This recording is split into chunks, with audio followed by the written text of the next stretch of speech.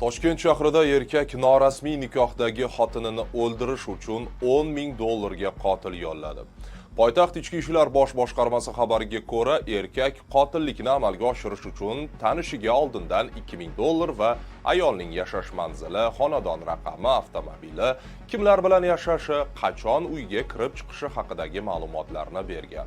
Ayolni o'ldirishga yollangan shaxs esa tezkor ma'lumotlar asosida ichki ishlar organlari nazoratiga olingan va u keyinchalik huquq-tartibot idoralari bilan hamkorlik qilgan. Ta'kidlanishicha, jinoyat qidiruv bo'limi xodimlari ayolning hayotini saqlab qolish maqsadida uning o'limini sahnalashtirish bo'yicha maxsus tezkor tadbir o'tkazgan.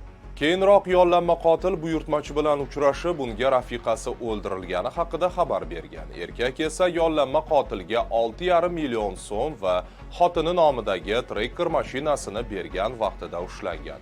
Holat yuzasidan jinoyat ishi qo'zg'atilib, erkakka nisbatan qamoq ehtiyot chorasi qo'llangan. Hozirda tergov harakatlari davom etmoqda.